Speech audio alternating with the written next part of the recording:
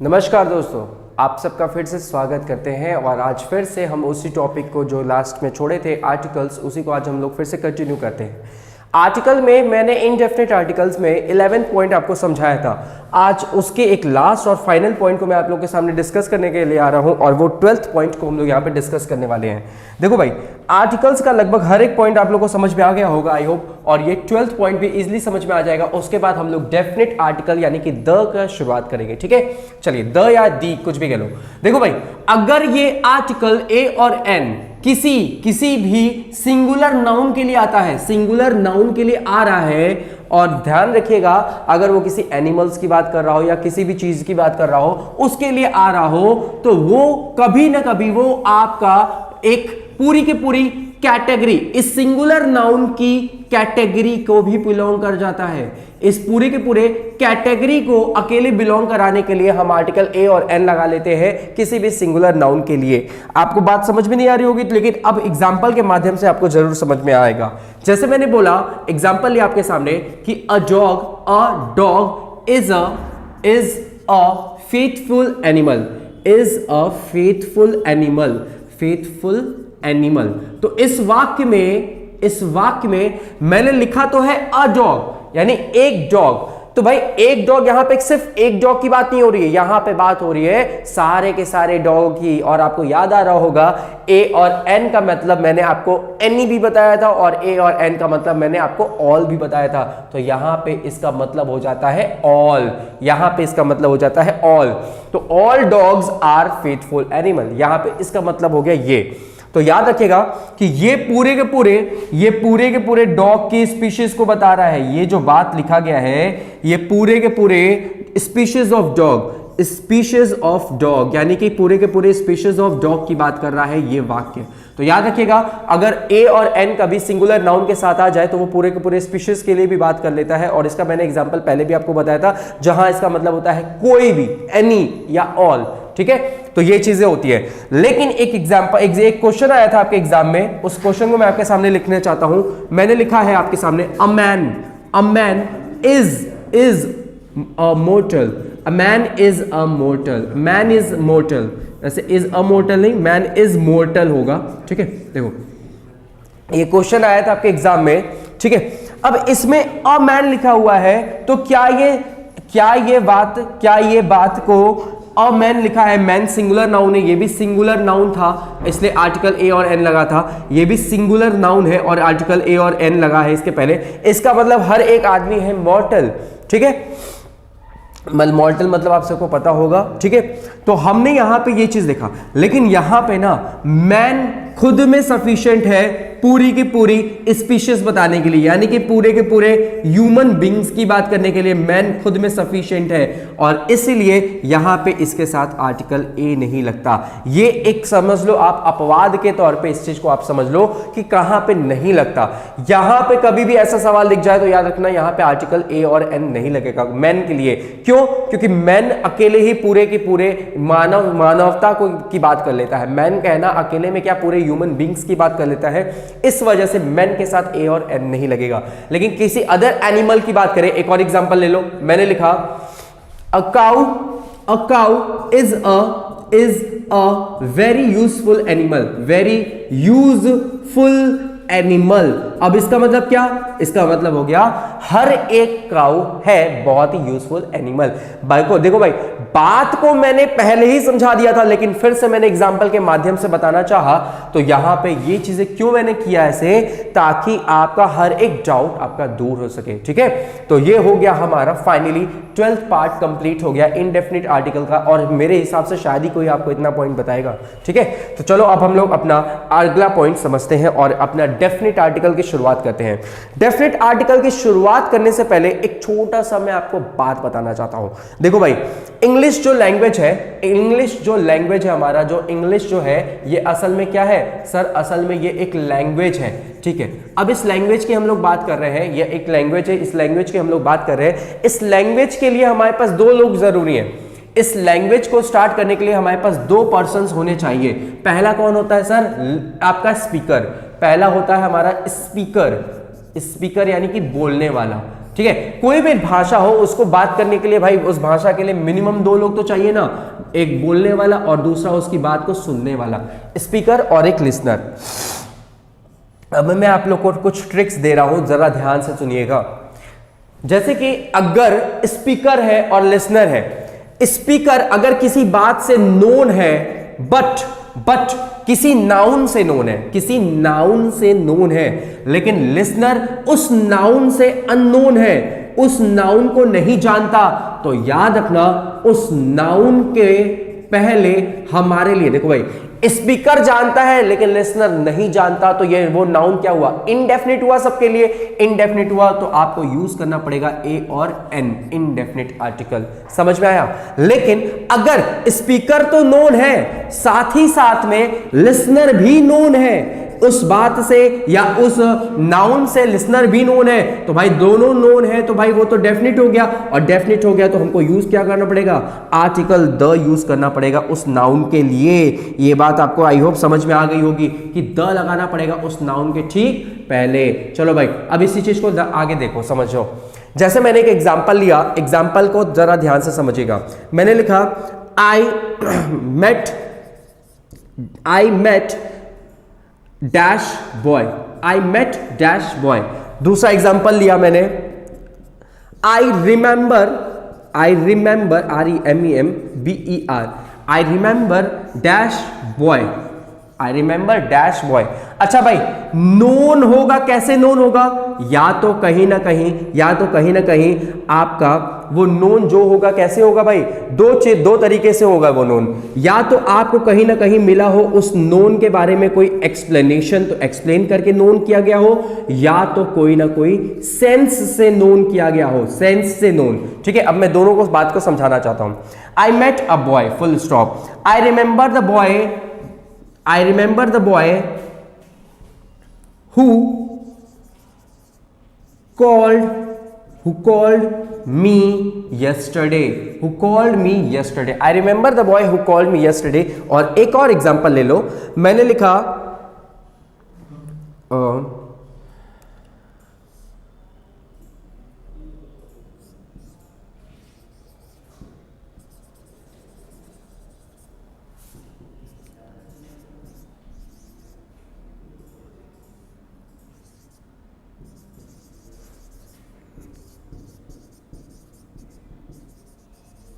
या फिर इसको नहीं, एक और सेंटेंस में लिख देता हूं, वो आपके लिए इजी हो जाएगा। देखो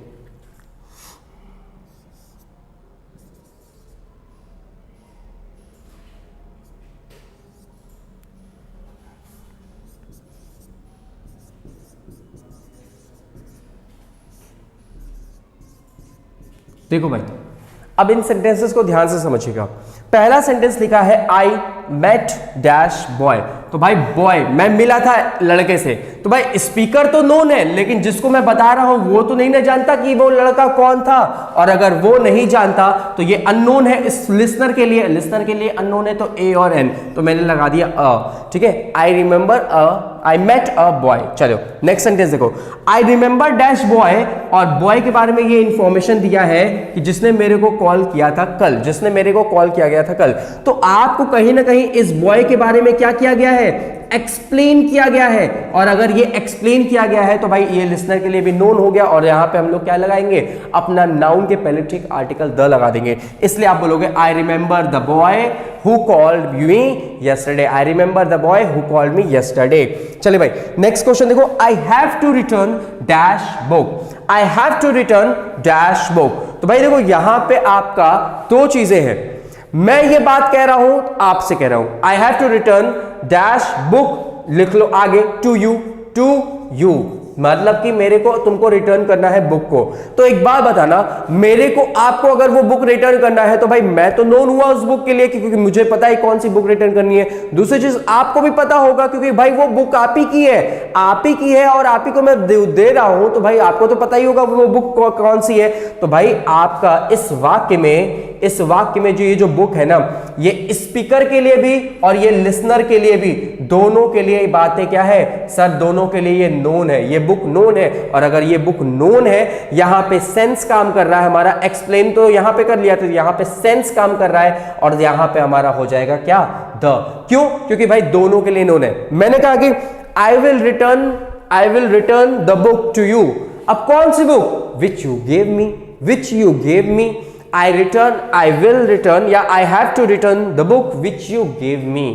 तो भाई which you gave me को मैंने स्किप कर दिया, क्यों? क्योंकि भाई ये अंडरस्टूड है और फिर मैंने लिख दिया to you, I have to return the book to you। तो आई होप ये बात यूज होगी, समझ में आ गई होगी। इस पूरी की पूरी बात को ना आप अपने पूरे आर्टिकल्स में यूज जरूर करना इस बात को, ये मोस्ट इंपॉर्टेंट बात है और बहुत ही कम जगह देखने को मिलती है। दूसरी चीज यहीं पे मैं एक और बात आपसे कहना चाहता हूं, याद रखिएगा, आर्टिकल्स को एक चीज और रिप्लेस कर सकता है। रिप्लेस क्या कर सकता है सर? Possessive adjective. मैं यहां पे कह सकता हूं I have to return your book. Your book कह सकता हूं ना, बिल्कुल कह सकता हूं सर। मैं यहां पे योर बुक भी बोल सकता हूं, लेकिन योर द बुक नहीं बोल सकता। ये बात याद रखिएगा। इसका मतलब क्या sir? Articles can be replaced by possessive adjective. और पोजेसिव एडजेक्टिव कौन कौन से होते हैं? My, our, your, his, her, its, their. तो if there will be any options between, if you have to choose between these two options, then you have to choose either one. इन दोनों में से किसी एक को ही चूज करना पड़ेगा। You don't have to choose both the things. You can't use both the things with singular noun. Okay, so अगर नाउन है तो नाउन के पहले आपको या तो आर्टिकल्स लगा लो या तो क्या लगा लो सर? या तो लगा लो पोजेसिव एडजेक्टिव। और पोजेसिव एडजेक्टिव आप सब लोगों ने पढ़ा है, आपका होता है my, our, your, his, her, its, their. याद रखिएगा। तो नाउन के पहले या तो ये आएगा या तो ये आएगा, इन दोनों में से कोई एक आएगा। ये आएगा तो ये नहीं, और ये आएगा तो ये नहीं। ये बात मेरी याद रखिएगा और यहीं तक हम लोग समझते हैं। ठीक है, इस बात को समझ लिया हम लोग ने।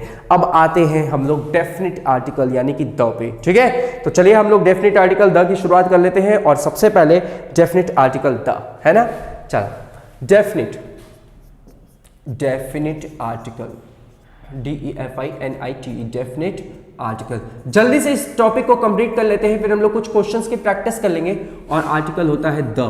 ठीक है, याद रखना। अब द का उच्चारण क्या होता है? याद रखिएगा, द का पहला उच्चारण होता है सर द भी होता है, और हमारा द का दी भी होता है, दी। ठीक है, दी। द बोल रहे हैं तो द आ रहा है द, लेकिन दी बोल रहे हैं तो ई साउंड आ रहा है। तो याद रखिएगा, ई साउंड आ रहा है तो याद रखना क्या है। देखो, हमारा द कब बोलेंगे? जब हमारा यहां पे कोई भी वर्ड हो वो अपना वॉवल साउंड वाला हो। हिंदी का वॉवल साउंड हो, हिंदी का वॉवल साउंड हो तो द बोलना। और अगर हिंदी का कॉन्सोनेंट साउंड हो तो आपको बोलना पड़ेगा दी।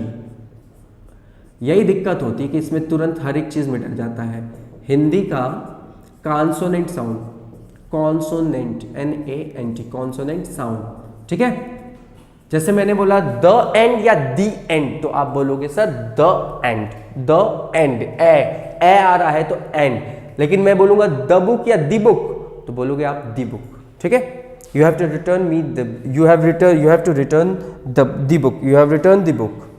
चलो भाई, इस चीज को हम लोग ने समझ लिया। ये बहुत छोटी सी बात थी, आगे देखते हैं। अब एक एक करके इस डेफिनेट आर्टिकल के भी हम लोग पॉइंट्स को देखते हैं। चलो, सबसे पहले ये जो डेफिनेट आर्टिकल कहां लगता है ये हम लोग ने समझ लिया कि जहां पे स्पीकर और लिसनर दोनों नोन है उनके लिए हम लोग यूज करते हैं अपना द। ठीक है, एक बात और हमारी मिस हो गई है, रुको मैं इस बात को भी आपको बता ही देता हूं। चलो, या एक सेकेंड रुक जाओ। जो फर्स्ट पॉइंट था हमारा, इस फर्स्ट पॉइंट में ही मैं आप लोगों को कुछ बात और भी बता देता हूं। देखो भाई, ये जो आर्टिकल है हमारा ए और एन, इसका एक और जगह के भी यूज हो जाता है अनकाउंटेबल नाउन के लिए।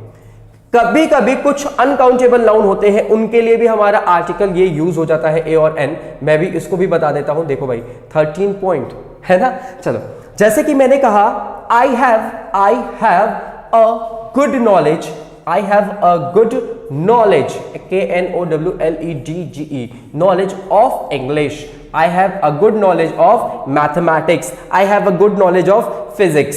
तो ये देखो यहां पे मैंने knowledge कैसा नाउन है, अनकाउंटेबल नाउन, good क्या है, एडजेक्टिव, और इसके पहले मैंने आर्टिकल लिखा जो कि बिल्कुल सही है। तो याद रखिएगा कहीं कहीं पे कुछ यहाँ पे अनकाउंटेबल नाउन भी होते हैं जिनके पहले एडजेक्टिव आता है और उसके पहले हम आर्टिकल लगा लेते हैं ए और एन। ये चीजें याद रखिएगा, और वो लिमिटेड होता है, बहुत ही लिमिटेड होता है। लेकिन ये कब होता है, जब अनकाउंटेबल नाउन को आपका क्या किया जाए, स्पेसिफाई किया जाए। भाई अनकाउंटेबल नाउन को क्या किया जाए, स्पेसिफिक किया जाए, स्पेसिफिक। भाई देखो स्पेसिफिक कैसे हुआ, नॉलेज, लेकिन किस चीज का, इंग्लिश का, तो हमारा हो गया क्या, specific.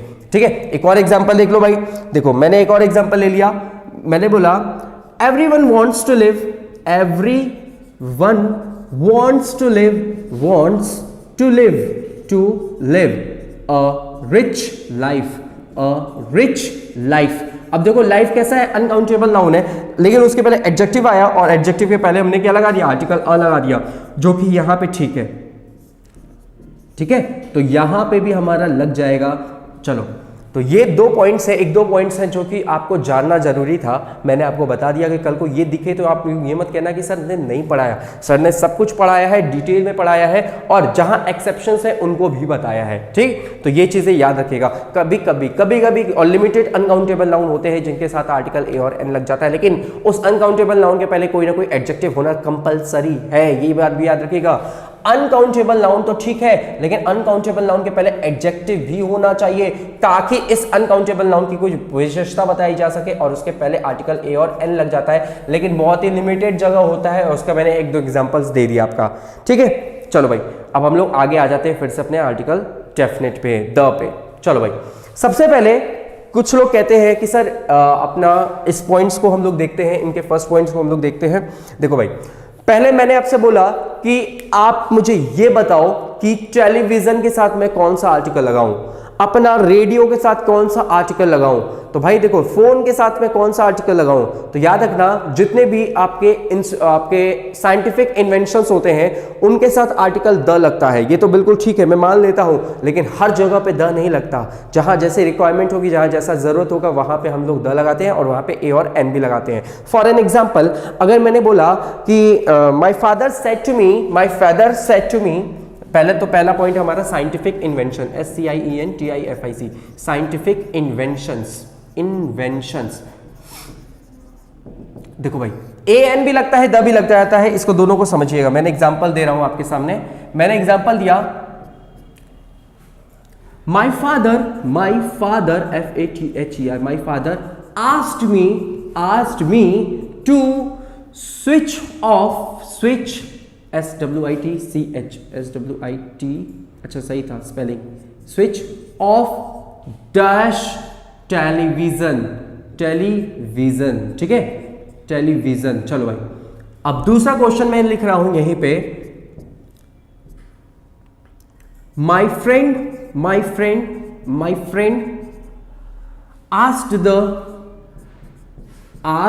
the shopkeeper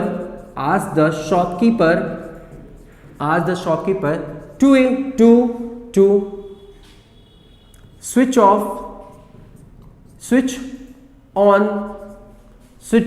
on dash television, to switch on dash television। ठीक है, देखो भाई बहुत अच्छा सा सवाल है, बहुत छोटा सा सवाल है और समझने वाली बात है। देखो भाई, my friend asked me to switch off dash television.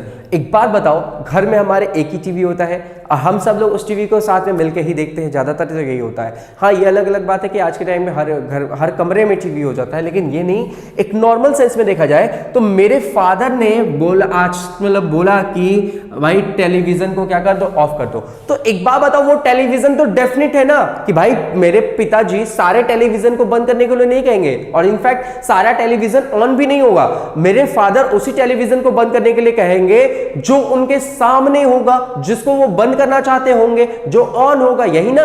तो इसलिए ये टेलीविजन यहां पे क्या है सर, ये डेफिनेट है। और याद रखना, ये स्पीकर के लिए भी नोन है, लिसनर के लिए भी नोन है, और नोन है तो फिर हमारे इसके साथ क्या लगेगा, द लग जाएगा। लेकिन अगला सवाल देखो, माई फ्रेंड आस्क्ड द शॉपकीपर। अब मैं दुकान में गया, मैं अपने दोस्त के साथ दुकान में गया, सारी टीवियां रखी हुई थी, सारी टीवी बंद थे, लेकिन ठीक है। तो अब मेरा फ्रेंड ने दुकान से बोला कि भैया कोई एक टीवी तो ऑन करिए, कोई एक टीवी तो ऑन करिए। अब कोई एक टीवी तो ऑन करिए ये नहीं बोलेगा, या फिर वो ये कहेगा को सर टीवी ऑन करिए। टीवी ऑन करने का मतलब ये है, या टीवी ऑफ करने का मतलब ये है कि पर्टिकुलरली वही वाला, लेकिन कोई भी तो एक टीवी ऑन करिए। तो इसलिए यहाँ पे वो टीवी की क्वालिटी देखना चाहता था, इसलिए यहाँ पे ये क्या है, इनडेफिनिट है। ये कोई भी टीवी की बात कर रहा है और कोई भी टीवी की बात कर रहा है तो अ लग जाएगा। स्विच ऑन अ टेलीविजन, कोई भी एक टेलीविजन, और अ का मतलब एनी टेलीविजन, यही ना होगा। तो बस यही बात को याद रखिएगा, इस चीज को यूज करना आपके अपने लाइफ में, ठीक है। चलो भाई नेक्स्ट पॉइंट देखो, तो याद रखना एंड साइंटिफिक इन्वेंशन जैसे कि हो गया आपका क्या सैंपल ले लेते हैं। मैंने जैसे इन्वेंशन के लिए रेफ्रिजरेटर ले लिया, रेफ्रिजरेटर, ठीक है। मैंने रेडियो ले लिया, RADIO, रेडियो ले लिया। अब बोल रही है मम्मी बेटा रेडियो ऑन करके जाओ, रेडियो ऑन करके जाओ। तो रेडियो भाई डेफिनेट है यार, उस किस रेडियो की बात हो रही है, इसीलिए इन सब के साथ आर्टिकल द लग जाता है, ए और एन नहीं लगता। ज्यादातर में साइंटिफिक इन्वेंशन के साथ आर्टिकल द लगता है, क्यों? क्योंकि वो डेफिनेट होता है, स्पीकर और लिसनर के लिए दोनों के लिए नोन होता है, इसलिए द लगता है। और इसी तरीके से कई किताबों में ये बात लिख दी जाती है कि साइंटिफिक इन्वेंशन के साथ द का प्रयोग करें, लेकिन ये हर जगह नहीं होता। मैंने एक्सेप्शन दे दिया, एक्सेप्शन नहीं, मैंने लॉजिक और मैंने पॉइंट बताया आपको, फैक्ट बताया आपको कि कहां लगता है कहां नहीं लगता है, ठीक है। अब मम्मी बोल रही है जाओ रेफ्रिजरेटर में से बाउल निकाल के लाओ, बाउल कटोरा निकाल के लाओ। तो भैया रेफ्रिजरेटर तो फिक्स है ना, हमारे घर में तो भैया एक ही रेफ्रिजरेटर है, तो अब तो मैं उसी में से जाऊंगा ना, पड़ोस के घर से थोड़ी ना मैं निकाल के लेके आऊंगा। तो ये बात को समझिए, इस बात को समझिए क्या कहना चाह रहा है। तो याद रखिए इन साइंटिफिक इन्वेंशन के साथ भी हमारा आर्टिकल द ही लग जाता है, ये लेकिन हर कहीं पे लागू नहीं होता, ऐसा एक्सेप्शन, ठीक है। ये समझ में आ गया होगा आई होप। चलो भाई नेक्स्ट पॉइंट देखो, सेकंड पॉइंट क्या है आपका कि name of body parts, BODY body parts, जो बॉडी पार्ट्स होते हैं ना बच्चे, उनके साथ भी हमारा आर्टिकल लग जाता है, और हाँ एक बात और, ये बात याद रखना, अगर वो body parts can be replaced bye माई या फिर आर या फिर कोई पोजेसिव एडजेक्टिव, तभी आर्टिकल द लगेगा, अन्यथा नहीं लगेगा। ये बात को याद रखिएगा, समझ में आया मेरी बात? जैसे मैं बोला, मैंने एग्जांपल बोला, याद रखना, मैं फिर से इसको समझा देता हूं कि अगर कोई बॉडी पार्ट्स है, उसके पहले अगर पोजेसिव एडजेक्टिव लग सकता है तो पोजेसिव एडजेक्टिव की जगह हम आर्टिकल यूज कर सकते हैं द, बस यही बात याद रखिएगा, अन्यथा नहीं लगेगा। तो या तो ये यूज करिए और ये नहीं तो ये यूज करिए, लेकिन अगर पोजेसिव एडजेक्टिव नहीं लग पा रहा है वहां पे तो आर्टिकल द भी नहीं लगेगा, ये बात याद रखिएगा। समझ में आ रही बात? अगर ये नहीं लग पा रहा है तो ये भी नहीं लगेगा, ये बात याद रखिएगा मेरी बात। अब मैं एग्जांपल देने जा रहा हूं, जरा एग्जांपल को गौर से सुनिएगा, समझिएगा। मैंने लिखा यू हैव, चलो मैंने लिखा योर आईज, या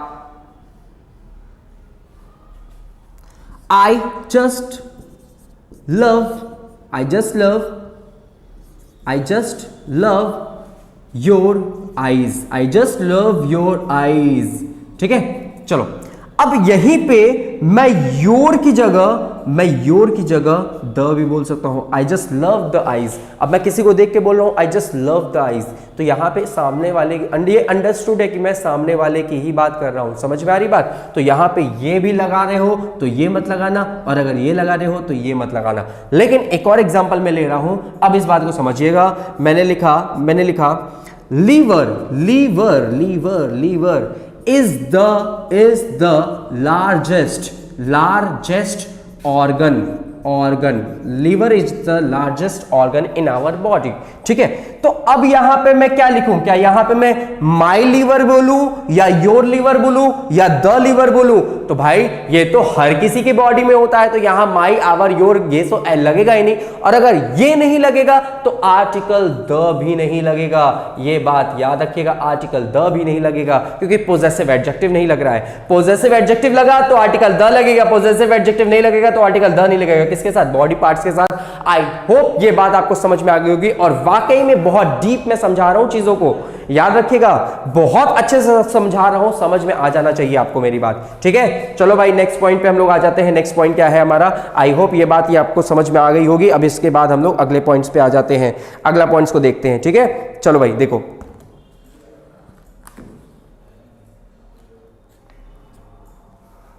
चलिए अब ये आर्टिकल द जो है, हम लोग ने क्या क्या देख लिया? हम लोग ने देख लिया साइंटिफिक इन्वेंशंस, हम लोग ने देख लिया नेम ऑफ बॉडी पार्ट्स, ये 2 पॉइंट्स हम लोग ने देख लिए। चलो इसके आगे देखो, थर्ड पॉइंट है name of heavenly bodies. Name of heavenly bodies, HEAVENLY, heavenly body. अब जो हेवनली बॉडीज होती हैं उनके साथ भी हमारा आर्टिकल द लग जाता है। जैसे कि आपने एग्जांपल ले लिया sir, the sun, the sun, the sun, the moon, the moon, चलिए द यूनिवर्स, एटसेट्रा एटसेट्रा। चलो तो ये बात बहुत इजी था इसलिए मैंने डीपली नहीं समझाया। नेक्स्ट पॉइंट देखो, नेक्स्ट पॉइंट क्या है? नेम ऑफ बुक्स, बुक्स और न्यूज़पेपर, न्यूज़पेपर, PAPER, न्यूज़पेपर्स, ठीक है। अब इसको समझिएगा, जैसे मैंने लिखा एक books, the great expectation, the great expectations, आपको पता है ये बुक है, एक नॉवेल है, द ग्रेट एक्सपेक्टेशंस, इनके साथ भी लगेगा। तो बुक्स के साथ कभी कभी लग जाता है, आप लोग ने देखा है, कभी कभी नहीं लगता है। जहां जरूरत है वहां लगा होगा, जहां जरूरत नहीं है तो वहां नहीं लगेगा, ठीक है। द ग्रेट एक्सपेक्टेशंस हो गया। और newspaper, the times of India, times of India, the Hindustan times, Hindustan times, the Hindu, the Hindu. तो ये सारे हमारे न्यूज़पेपर हैं। और मैगजीन्स, मैगजीन्स के साथ भी कभी कभी लग जाता है जहां रिक्वायरमेंट हो, ठीक है। तो ये चीजें याद रखिएगा। और कहां लगता है हमारा? देखो, नेम ऑफ डायरेक्शंस, डायरेक्शंस। देखो भाई जो जो पॉइंट्स मुझे याद आ रहा है वो सब मैं आपके सामने लिखता हुआ चल रहा हूं, डायरेक्शंस। लेकिन याद रखिए डायरेक्शंस भी जो होते हैं ना वो 2 प्रकार के होते हैं। आपके जो डायरेक्शंस जो होते हैं वो 2 प्रकार के होते हैं। पहला होता है मेजर डायरेक्शन, मेजर डायरेक्शन। और मेजर डायरेक्शंस में कौन कौन से होते हैं भाई? सिर्फ 4 होते हैं, यानी कि east, west, north, south. East, west, north और साउथ, ये 4 मेजर डायरेक्शन होते हैं। तो आपको याद रखना है कि इन मेजर डायरेक्शन से पहले आपको आर्टिकल द लगाना ही पड़ेगा हमेशा। लेकिन लेकिन लेकिन लेकिन लेकिन अगर आपको सब मेजर डायरेक्शन दिख जाए, सब मेजर डायरेक्शन दिख जाए, सब मेजर डायरेक्शन दिख जाए, तो भैया मत लगाना, भूल से भी मत लगाना। रीजन भी मैं बताऊंगा भाई। देखो अपना काम है सब कुछ के रीजन के साथ चीजों को समझोगे ना तो रटना नहीं पड़ेगा, सिंपल सी बात है। जैसे कि आपके सब मेजर डायरेक्शंस कौन कौन से होते हैं? जैसे आपने बोल दिया नॉर्थ, नॉर्थ आपका हो गया मान लो नॉर्थ ईस्ट, नॉर्थ ईस्ट आपका हो गया south west, south west etcetera. इसके अलावा आपको ईस्टर्न दिख जाए, ईस्टर्न, वेस्टर्न, वेस्टर्न आपको। इसके अलावा अगर यही डायरेक्शन किसी और के साथ दिख जाए, जैसे मैंने बोला नॉर्थ अमेरिका, नॉर्थ के साथ लगा हुआ अमेरिका दिख गया, तो भैया इन सब के साथ मत लगा देना भूल से भी, तो इन सब के साथ नहीं लगेगा, ठीक है। ये बात आई होप आपको समझ में आ गई होगी। एग्जाम्पल देख लो भाई, देखो मैंने लिखा आपके सामने the earth EARTH, earth revolves REVOLVES। देखो भाई अर्थ क्या है? अर्थ भी तो एक हेवनली बॉडी है, इसलिए इसके साथ भी लग गया आपका द अर्थ रिवॉल्व्स राउंड देखो भाई राउंड होता है कि अराउंड होता है ये मैं प्रीपोजिशन में बताऊंगा क्यों होता है, लेकिन इतना जान जाओ राउंड होता है, अराउंड नहीं होता। बुक्स में हमारे गलत दिया होता है, ठीक है। The earth revolves round, round क्या, the sun, round the sun, ठीक है। The sun rises, the sun rises, the sun rises in the east, ये सब तो बात आपको पता होगा, इन द ईस्ट, ठीक है। He lives in a south west, he lives in a southern, SOUTHERN, southern state, STATE। अब देखो भाई यहां पे मैंने आर्टिकल ए क्यों लिखा, क्योंकि भाई स्टेट क्या है, सिंगुलर काउंटेबल नाउन, और स्टेट के पहले ये साउदर्न आया, ये एडजेक्टिव का काम कर रहा है, और इसके पहले आर्टिकल ए और एन तो लगता है, ये तो हम लोग ने शुरू से ही पढ़ा है, तो यहां पे अ लग जाएगा, ठीक है, लेकिन द नहीं लगेगा। चलिए भाई, और हम लोग एक और एग्जांपल ले लो, मैंने लिखा नॉर्थ अमेरिका, नॉर्थ अमेरिका भी तो हो जाएगा, है ना, तो उसके साथ भी आपका लग जाएगा नॉर्थ अमेरिका। और नॉर्थ अमेरिका वैसे असल में क्या है सर, असल में तो ये एक कंट्री है। तो अब हम लोग का नेक्स्ट पॉइंट होगा कंट्री के बारे में, तो ये आई होप ये बात आपको समझ में आ गई होगी। चलिए भाई 3 पॉइंट्स हो गया हमारा, 3 पॉइंट्स 5 पॉइंट्स हो गया, चलो वेरी गुड। 5वां के बाद हम लोग 6वां पॉइंट देख लेते हैं। 6वां क्या है, देखो 6 पॉइंट क्या है आपका, 6 पॉइंट है name of countries, name of countries, COUNTRIES, countries. चलो भाई, अब कंट्रीज के साथ याद रखिएगा, कंट्रीज के साथ कभी भी आर्टिकल नहीं लगता, ये बात मेरी याद रखिएगा। तो कंट्रीज के साथ कभी भी आर्टिकल नहीं लगता, COUNTRIES, कंट्रीज के साथ कभी भी, या कंट्री ही लिखता हूं, कंट्रीज नहीं, कंट्री के साथ कभी भी आर्टिकल द नहीं लगेगा, ये बात याद रखिएगा, ठीक है। लेकिन अगर आप कह रहे हो सर, अगर आप कह रहे हो एक्सेप्शन, इसका एक्सेप्शन कह लो, चाहे आपका एग्जांपल कह लो, द USA, तो यहां पे USA के साथ द लगा है, ये क्यों हो रहा है, क्योंकि भाई देखो USA, अगर मैं खाली अमेरिका बोलता तो अमेरिका भी एक कंट्री है, लेकिन USA क्या है सर, ये पूरे आपका स्टेट्स का, छोटे छोटे स्टेट्स का कलेक्शन है, ये कलेक्टिव नाउन बन गया, और कलेक्टिव नाउन बन गया तो इसीलिए इसके साथ हमारा क्या लगा है, आर्टिकल द लगा है, ठीक है। The USA, the UAE, United Arab Emirates, इसके साथ भी द लग जाता है। क्यों द लग जाता है, क्योंकि भाई साहब ये क्या है, ये आपका जो यूनाइटेड अरब एमिरेट्स, अरब के जितने छोटे मोटे कंट्रीज है उन सबको मिला के एक बनाया गया है, और इसीलिए इसके साथ द लगा दिया गया, ठीक है। इसके अलावा द वेस्ट इंडीज, सर ये क्या हो रहा है, तो भैया ये एक आपका क्या है, कंट्री तो है, लेकिन कंट्री से पहले ये छोटे छोटे ग्रुप ऑफ आइलैंड्स थे, और ग्रुप ऑफ आइलैंड्स के साथ भी हमारा आर्टिकल द लगता है, ठीक है, इसलिए यहां पे द वेस्ट इंडीज हो रहा है, ठीक है। तो आई होप ये बात आपको समझ में आ गई होगी, इस बात को समझिएगा ध्यान से, ठीक है। चलो भाई, तो कंट्रीज में यहां पे लग जा रहा है। चलो नेक्स्ट क्वेश्चन देखते हैं हम लोग, नेक्स्ट पॉइंट देख लेते हैं। देखो 6th के बाद आ गया हमारा 7th point, name of disease, name of disease, DISEASE, diseases.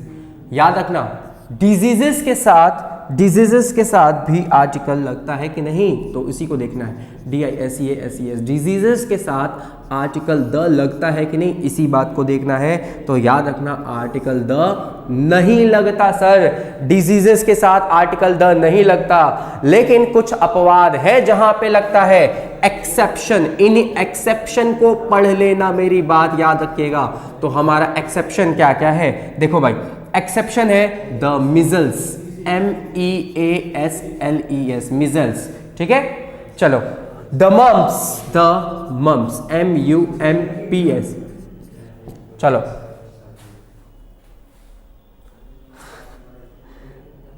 The measles, the mums, और बताइए भाई, देखो द रिकेट्स, एक डिजीज है आपका द रिकेट्स, ठीक है, इसके साथ भी आपका आर्टिकल द लगता है। और क्या हो जाएगा आपका फ्लू, द फ्लू, और एक लास्ट है द प्लॉग, FLU, और एक लास्ट है द प्लॉग, PLAGUE। ये के 5 एक्सेप्शन है जहां पे आपका डिजीजेस के साथ आर्टिकल द लगेगा, इनको याद रखिएगा, ठीक है। ये बात जरूर याद रखना भाई, ये एक्सेप्शन है, तो एक्सेप्शन अपवाद में एग्जाम में जरूर दिख सकते हैं। चलो नेक्स्ट पॉइंट देख लेते हैं हम लोग। नेक्स्ट पॉइंट क्या है हमारा, 8 पॉइंट।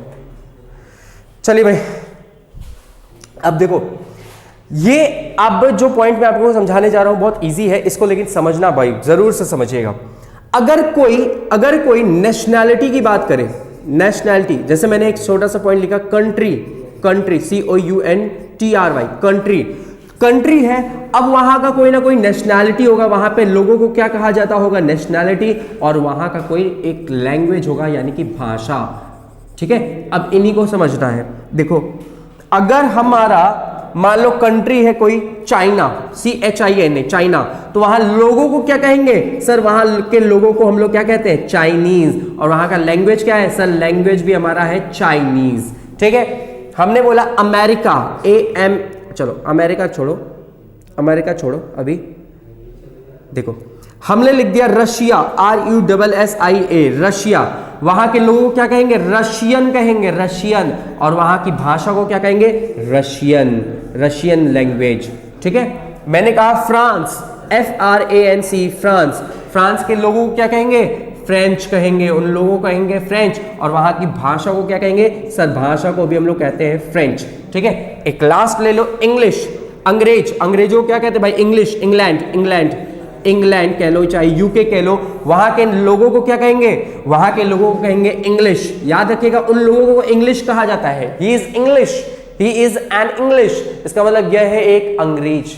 ठीक है, और अंग्रेज मतलब क्या, अंग्रेज देखो भाई कोई भी फॉरेनर्स अंग्रेज हो जाते हैं, लेकिन अगर मैं अंग्रेज कह रहा हूं तो भाई यहां पे वो सेंस हो जाएगा कि ये आपका UK का रहने वाला है। ठीक है, इंग्लैंड का, और यहां पे इंग्लिश नेशनैलिटी हो गई, और वहां की भाषा भी तो इंग्लिश है, याद रखिएगा भाषा भी तो इंग्लिश है ना। हाँ, तो अब हमको यहां पे क्या पढ़ना है सर, यहां पे पढ़ना आपको ये है कि यहां पे क्या यूज होगा। देखना भाई, कंट्री के साथ तो नहीं लगता, कंट्री के साथ तो आर्टिकल द हमारा नहीं लगता। याद रखना अगर नेशनैलिटी की बात आ जाए तो नेशनैलिटी के लिए आर्टिकल द लगेगा, वहां के लोगों की बात कर रहा होगा तो आर्टिकल द लगेगा। लेकिन अगर वहां के भाषा की बात कर रहा होगा तो आर्टिकल द नहीं कर लगेगा। ठीक है, अगर वहां के भाषा की बात कर रहा होगा तो आर्टिकल द नहीं लगेगा, ये बात याद रखिएगा। ठीक है, चलो अब इस बात को समझो, मैं एक एग्जांपल दे रहा हूं। मैंने लिखा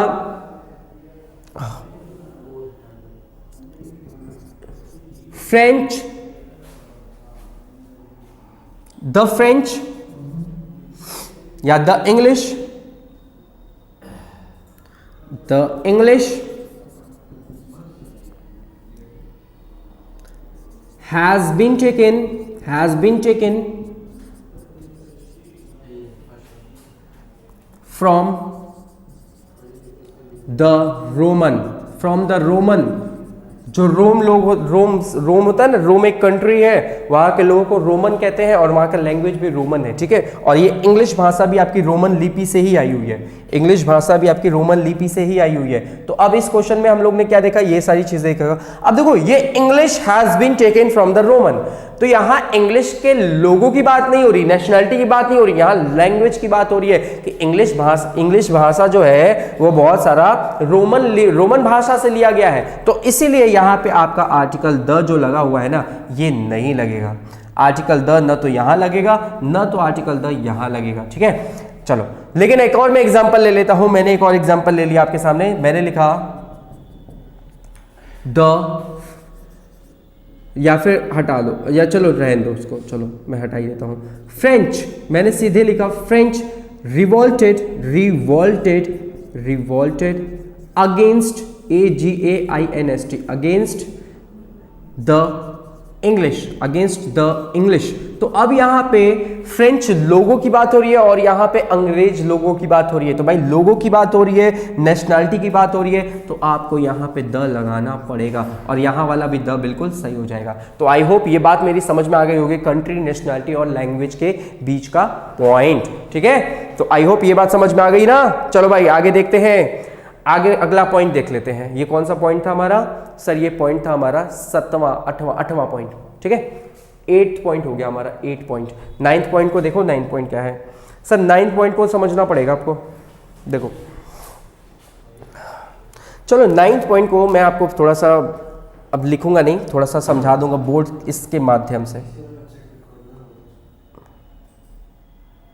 यही तो सबसे अच्छा है डिजिटल बोर्ड का फ़ायदा है, कुछ चीज़ें हम लोग बिना लिखे भी काम चल जाता है।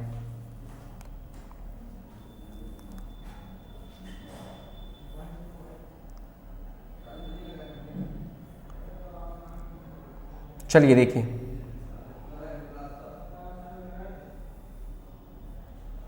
देखो भाई 9th पॉइंट है आपका, इसको 9th पॉइंट मान लेना, इसको आप लोग 9th पॉइंट मान लेना, दिस इज 9th पॉइंट। और 9th पॉइंट है कुछ हिस्टोरिकल चीजों के बारे में जो आपके फेमस है। मैंने बोला रेड फोर्ट, भैया रेड फोर्ट अगर मैंने बोला तो रेड फोर्ट मेरे लिए भी नोन है, आपके लिए भी नोन है, हम दोनों के लिए नोन है, तो क्या ये डेफिनेट हुआ तो आर्टिकल द लगेगा। तो याद रखना हिस्टोरिकल प्लेसेस भी जितने भी आपके हैं, हिस्टोरिकल प्लेसेस जैसे कि रेड फोर्ट, ताज, ओल्ड फोर्ट, ठीक, इन सब के साथ आर्टिकल द लग जाएगा, इन सब के साथ आर्टिकल द लग जाएगा। लेकिन मैंने लिखा जय Singh palace, Qutub Minar, Shivaji stadium, Victoria palace, तो भैया देखो यहां पे क्या द लगेगा, द जय सिंह पैलेस, द कुतुब मीनार क्या यहां द लगेगा, द शिवाजी स्टेडियम क्या यहां द लगेगा, और द विक्टोरिया पैलेस क्या यहां द लगेगा। तो याद रखना नहीं नहीं नहीं और नहीं। क्यों, मैं रीजन बता रहा हूं थोड़ी देर में। मूवमेंट, जितने भी मूवमेंट है, क्विट इंडिया मूवमेंट, भाई आप भी जानते हो क्या हुआ था, मैं भी जानता हूं 1942 में क्या हुआ था, तो भाई इसके लिए यहां पे द लगा दिया। चिपको मूवमेंट, आप भी जानते हो क्या हुआ था चिपको मूवमेंट में, मैं भी जानता हूं चिपको मूवमेंट में क्या हुआ था, इसलिए भाई ये दोनों लोग के लिए नोन है तो द लग गया।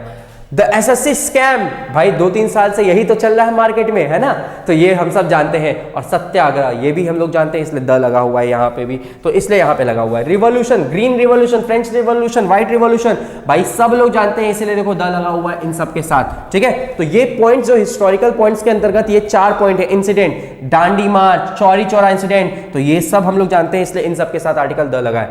लेकिन जय सिंह के साथ क्यों नहीं लगा, कुतुब मीनार के साथ क्यों नहीं लगा, शिवाजी के साथ क्यों नहीं लगा, विक्टोरिया के साथ क्यों नहीं लगा, तो अब इसका रीजन सुनिएगा भाई। देखो भाई इसका रीजन साफ है कि याद रखना कि किसी के नाम के नेम ऑफ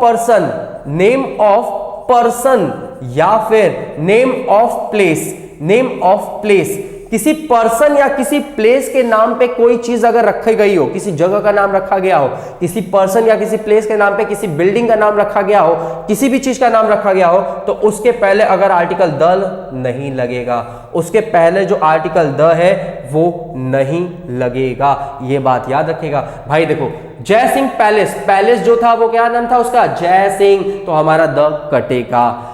अगर कुतुब मीनार किसने बनवाया, कुतुबुद्दीन ऐबक ने बनवाया, तो कुतुबुद्दीन ऐबक ने अपने नाम पे कुतुब मीनार रखवाया, इसलिए यहाँ पे द नहीं लगेगा। शिवाजी स्टेडियम, भाई ये स्टेडियम है लेकिन किसके नाम पे रखा गया, शिवाजी के नाम पे, इसलिए द नहीं लगेगा। विक्टोरिया पैलेस, जो पैलेस था वो किसके नाम पे था, विक्टोरिया महारानी के नाम पे था, इसलिए उसके आगे द नहीं लगेगा।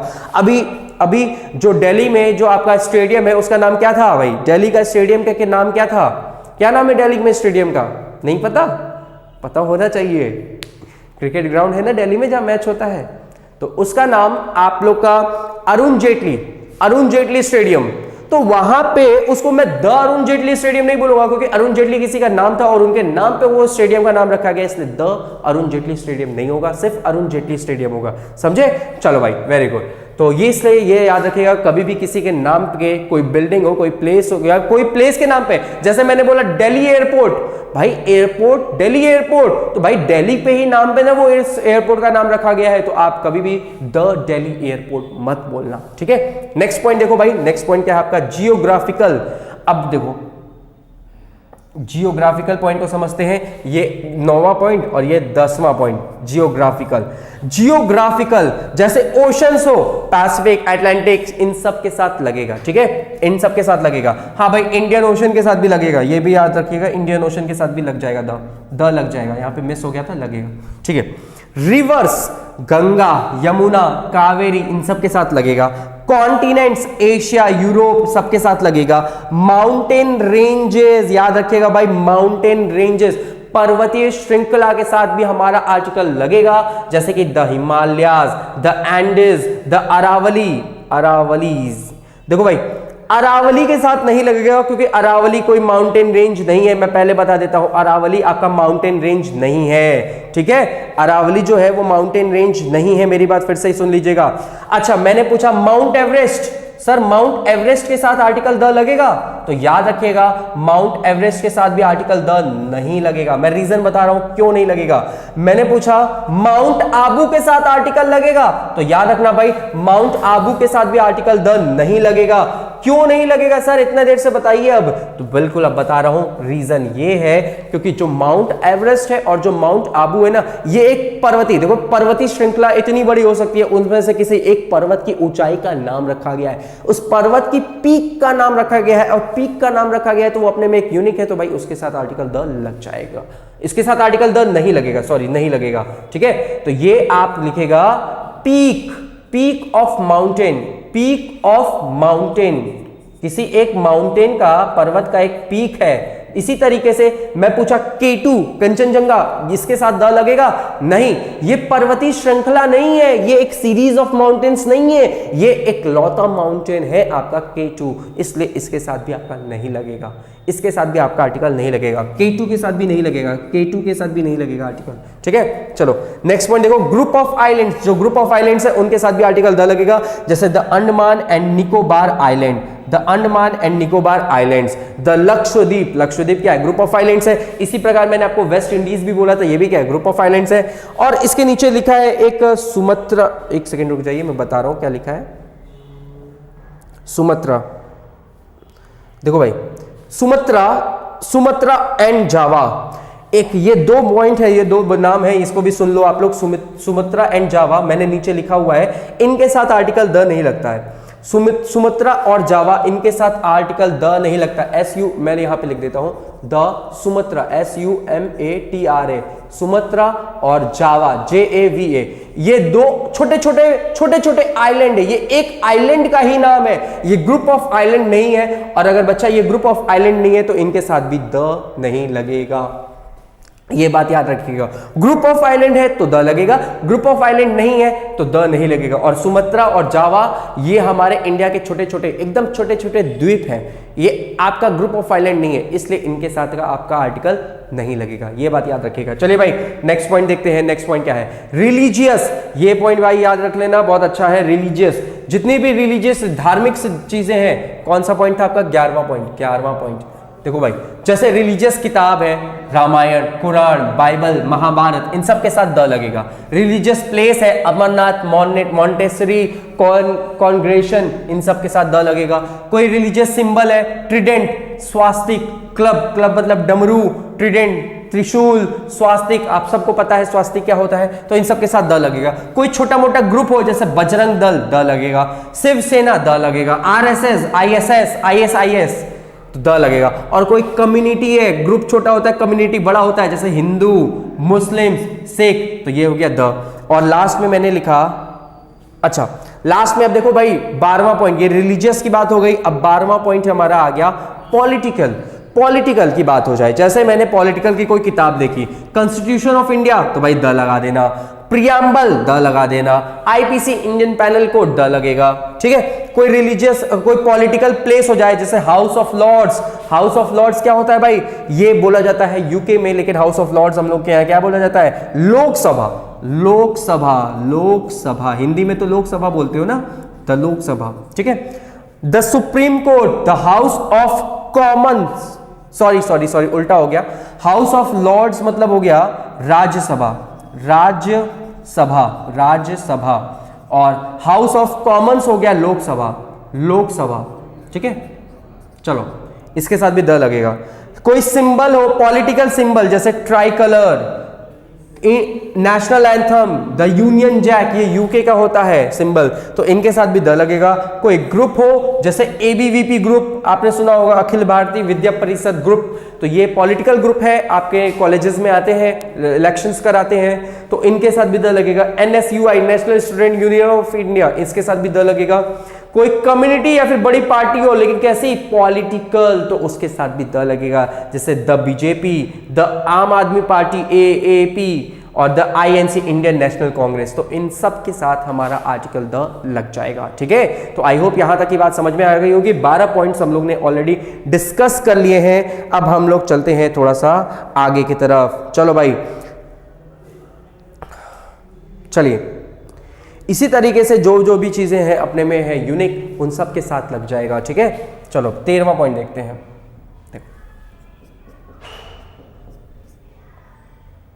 13 तो याद रखना, नेम ऑफ डेजर्ट आ जाए, डेजर्ट भी आ जाए, नेम ऑफ कैनल्स भी आ जाए, Swiss canal, the Swiss canal, ठीक है, उन सब के साथ भी हमारा आर्टिकल द लग जाएगा। जैसे मैंने लिखा the Sahara desert, the Sahara desert, the Sahara desert. चलो the Swiss canal, the Suez, SUIZ, Suez canal, CANL। तो इन सब के साथ एक्सेट्रा, इन सब के साथ भी हमारा लग जाएगा आर्टिकल। ठीक है, चलो भाई नेक्स्ट पॉइंट देखते हैं। नेक्स्ट पॉइंट क्या है हमारा? XI4, 14th point. पहले इतना बता दो फिलहाल यहां तक की क्लास समझ में आ रही है या नहीं? थोड़ा सा अजीब लग रहा है पढ़ाने में भी, क्योंकि अच्छा भी लग रहा है, अजीब भी लग रहा है। अच्छा इसलिए लग रहा है क्योंकि मैं अलग अलग कलर से पढ़ा रहा हूँ, और अजीब इसलिए लग रहा है क्योंकि मैं आप लोग का रिस्पांस नहीं जान पा रहा हूँ। तो भाई आप लोग ज़रूर से अपना रिस्पांस दीजिएगा, अपना क्या आपका आंसर है, क्या चीज़ें हैं, क्या आपके मन में डाउट है, ज़रूर एक बार पूछिएगा। और जैसे ही हो सकता है हम लोग क्लास को फिर एज इट इज़ कंटिन्यू करेंगे। हम लोग तो यही चाहते हैं कि हम लोग आपके सामने पढ़ाएं, क्योंकि जो मज़ा है सामने का वो इस तरीके से नहीं है, आप सबको भी पता है। या फिर मैं लाइव पढ़ाऊँ तो ज़्यादा अच्छा रहेगा, जहाँ पर मैं आप लोग के कमेंट्स कर देख लूँ। ठीक है, चलो भाई नेक्स्ट पॉइंट देखते हैं, हम लोग आगे चलते हैं। अगला पॉइंट है नेम ऑफ डेट। अगर कोई डेट की बात होगी तो उसके साथ भी हमारा आर्टिकल द लग जाता है। जैसे मैंने आपसे बोला आज कौन सी तारीख है, आज कौन सी तारीख है सूरज जी? तो मैंने बोला द 12th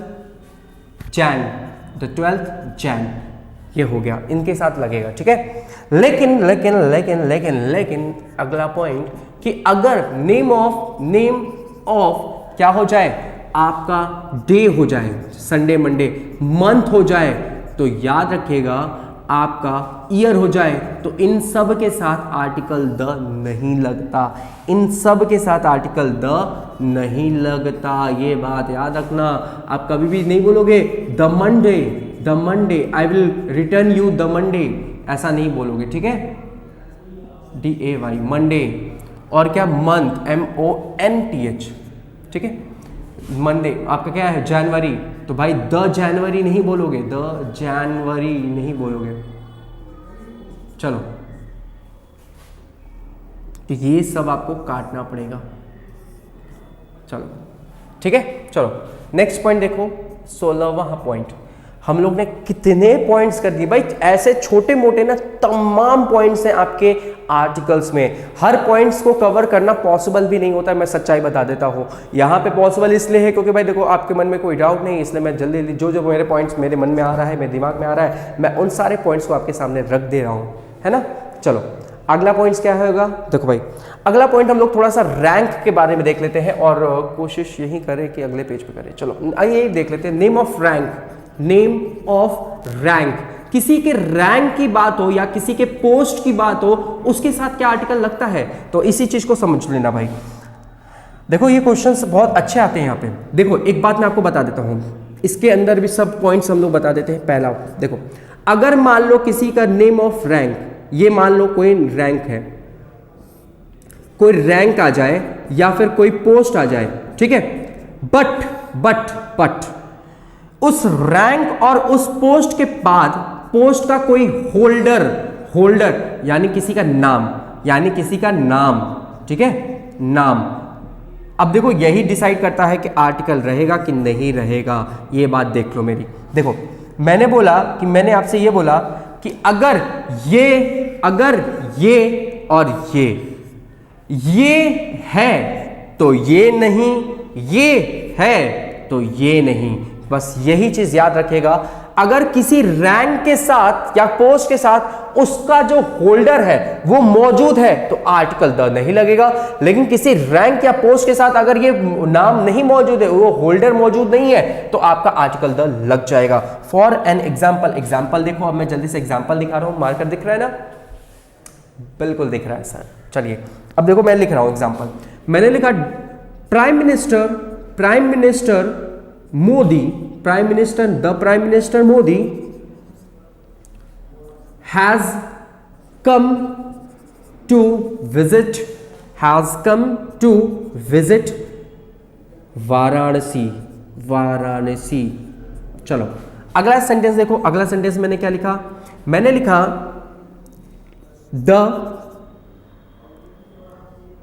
अगला सेंटेंस मैंने लिखा प्राइम मिनिस्टर इज कमिंग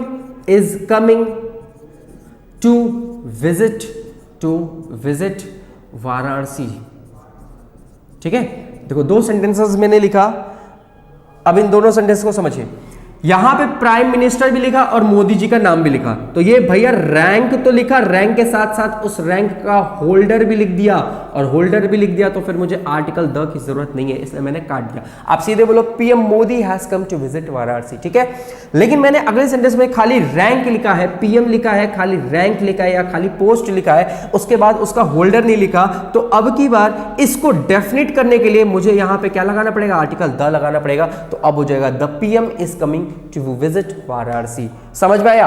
देखो भाई, इस पीएम लिखा, पीएम रैंक और पोस्ट के साथ उसका होल्डर मौजूद है, तो भाई जब डेफिनेट पर्सन ऑलरेडी मौजूद है तो इसलिए इसके साथ आर्टिकल द की जरूरत नहीं है, लेकिन जब नहीं मौजूद था तो हमको इसको लगाना पड़ा, तो ये बात को समझ लेना। ठीक है, इस बात को समझ लेना।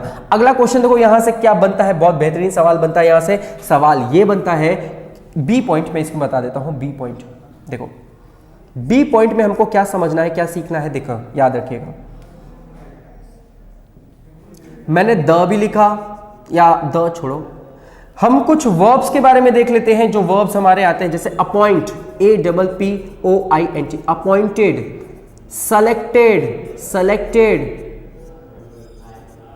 ठीक है, अपॉइंटेड, सेलेक्टेड, इन सब के साथ क्या कभी भी एज लगता है, एज। उसके बाद द, या उसके बाद पर्सन, PERSON, पर्सन, हमने पर्सन भी लिख दिया। ठीक है, उसके बाद इस पर्सन के बारे में इंफॉर्मेशन दे रहा है, तो हमारा हो जाएगा ऑब्जेक्ट कॉम्प्लीमेंट। ये चीज मैंने आपको नहीं बताया, इसको समझना दूंगा अभी। देखो अगर ये सारी चीजें लग रही हैं तो अब हम लोग क्या करेंगे, याद रखना इलेक्टेड भी एक वर्ब है, अच्छा सा इलेक्टेड भी हो सकता है यहां पे, इलेक्टेड। इन सब वर्ब्स के साथ पहली बात एज नहीं लगता, ये बात याद रखना। इन वर्ब्स के साथ कभी भी एज नहीं लगता, ये एक सुपरफ्लोज एक्सप्रेशन है। तो भाई ही इज अपॉइंटेड एज नहीं, ही इज अपॉइंटेड बस। उसके बाद पर्सन, भाई किसी को अपॉइंट कर रहे हैं, जैसे मैंने एक एग्जांपल लिखा आपके सामने, we appointed, we appointed him. मान लो कोई पर्सन है, उसके लिए मैंने लिख दिया हिम, वी अपॉइंटेड हिम। और अगर पर्सन आ जा रहा है ना भाई, तो आर्टिकल द भी नहीं लगेगा, ये भी बात याद रखिएगा। वी अपॉइंटेड द राम नहीं कहूंगा, वी अपॉइंटेड, जब पर्सन ही आ जा रहा है, इस पोस्ट का होल्डर, ये होल्डर ही है, होल्डर ही आ जा रहा है, तो होल्डर आ रहा है तो द नहीं लगेगा, इसलिए यहां पे द भी नहीं लगेगा। वी अपॉइंटेड हिम क्या, वी अपॉइंटेड हिम जज, JUGGE। बस सिंपल सी बात है, चाहे यहां पे द हो, चाहे यहां पे भी द हो, यहां पे भी द नहीं लगेगा, ये भी बात याद रखिएगा, सिंपल सी बात है। वी अपॉइंटेड हिम जज। अब देखो भाई, ये जज क्या है, जज है आपका इस ऑब्जेक्ट का, ये ऑब्जेक्ट है ना, देखो भाई ये आपका सब्जेक्ट है, ये आपका वर्ब का V2 सेकंड फॉर्म, ये ऑब्जेक्ट है, ऑब्जेक्ट, तभी तो ऑब्जेक्टिव केस का प्रोनाउन लगा है। और इस ऑब्जेक्ट के बारे में यहां पे ये एक नाउन इंफॉर्मेशन दे रहा है, ये एक रैंक इंफॉर्मेशन दे रहा है। ये देखो, ये कोई ना कोई आपका क्या होगा सर, ये कोई ना कोई हमारा रैंक ही होगा, ये कोई ना कोई हमारा रैंक होगा, या कोई ना कोई हमारा पोस्ट होगा, क्योंकि हम इलेक्ट कर रहे हैं या सिलेक्ट कर रहे हैं, तो कोई ना कोई रैंक या पोस्ट के तौर पे सिलेक्ट करेंगे। तो हमारा इस ऑब्जेक्ट के बारे में ये बात हमारा इंफॉर्मेशन दे रहा है, इस ऑब्जेक्ट के बारे में ये नाउन इंफॉर्मेशन दे रहा है, इसलिए इसको हम लोग कह देते हैं ऑब्जेक्ट कॉम्प्लीमेंट, इसलिए इसको कह देते हैं ऑब्जेक्ट कॉम्प्लीमेंट, MENT। याद रखना, ये कोई ना कोई नाउन होगा, नाउन। ठीक है, तो ये स्ट्रक्चर भी याद रखो, ये पॉइंट भी याद रखो, और इस पे बेस्ड क्वेश्चन वाकई में मिलता है आपके एग्जाम में। ठीक, चलो भाई, तो यहां तक की बात आई होप समझ में आ गई होगी आपको। ये सारी चीजें जो हम लोगों ने सीखी है, इस बात को याद रखिएगा। ठीक है, चले भाई नेक्स्ट पॉइंट देखें। चलो, कौन सा पॉइंट था ये आपका, सर ये पॉइंट था हमारा, ओहो पॉइंट में थोड़ा सा गड़बड़ हो गया। देखो भाई पॉइंट में थोड़ा सा गड़बड़ हो गया, तो पॉइंट को सुधार लेते हैं। ये था 15th, ये है 16th पॉइंट, ठीक है। चलो नेक्स्ट पॉइंट देखिए, नेक्स्ट पॉइंट क्या हो गया है आपका, नेक्स्ट पॉइंट है 17th पॉइंट,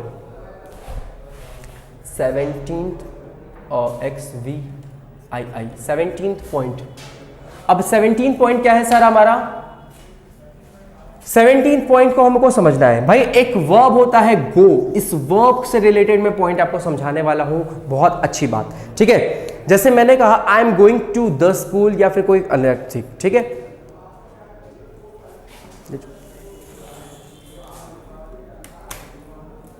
ले जाना है ना। देखो भाई अब इस गो वर्ब को समझते हैं, इस गो वर्ब को हमको समझना है यहां पे। और हां बात यहां पे हो रही है पब्लिक प्लेसेस की, जैसे आपका स्कूल हो गया, चर्च हो गया, टेंपल हो गया, शॉपिंग मॉल हो गया, एटसेट्रा। भाई जब भी हम लोग इस वर्ब का यूज करते हैं तो भाई हम लोग किसी ना किसी पब्लिक प्लेस की बात कर लेते हैं। तो पब्लिक प्लेस, तो मैंने इसके बाद लिख दिया आपका public place.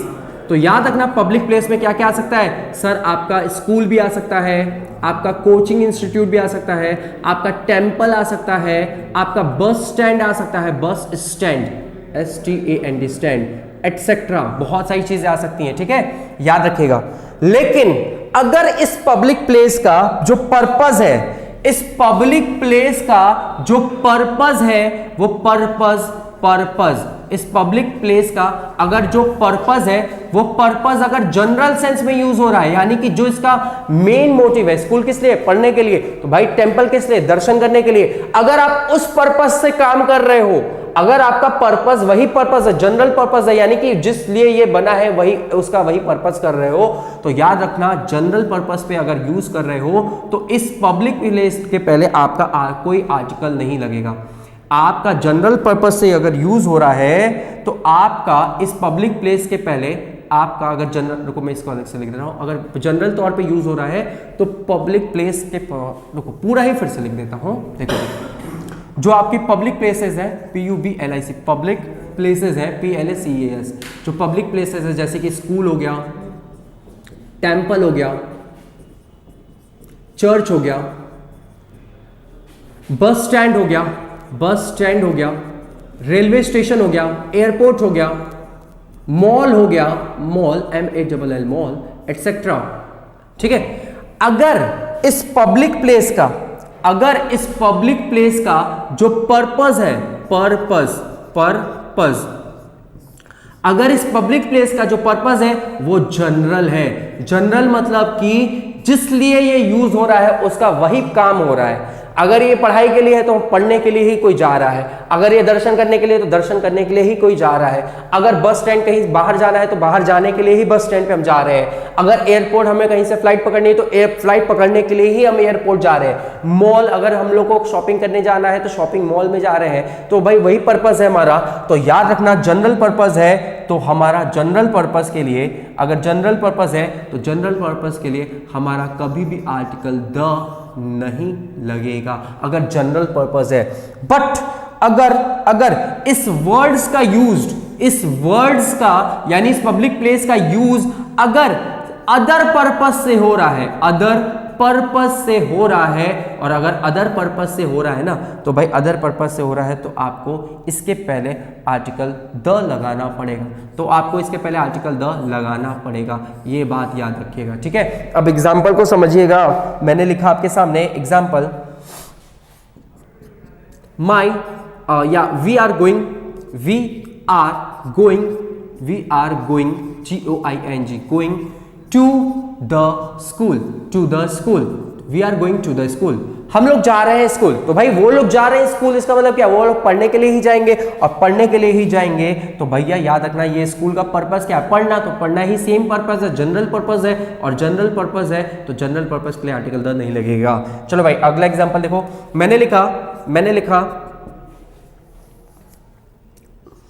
I am standing near NEAR, near. चलो इसको हटा दो, दूसरा एग्जांपल ले लेते हैं। My house, my house, my house is in front of school, in front of school.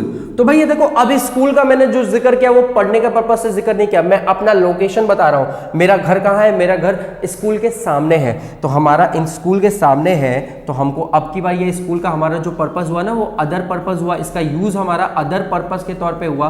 और अगर अदर पर्पज के तौर पे हुआ तो मेरे को यहाँ पे द लगाना पड़ेगा।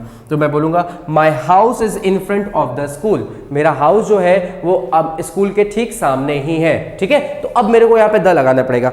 मैंने अगर एक एग्जांपल दिया कि my father is going to school या टू द स्कूल, तो भाई मेरे फादर अगर स्कूल जा रहे हैं तो वो किसी और पर्पज से जा रहे होंगे, है ना, पढ़ने के पर्पज से तो जा नहीं रहे होंगे। तो मैं बोलूंगा my father is going to the school. समझ में आ रही बात? तो ये चीजें हैं, इन चीजों को अपने ध्यान में रखिएगा और ये चीजों को एज इट इज यूज करिएगा। मैंने लिखा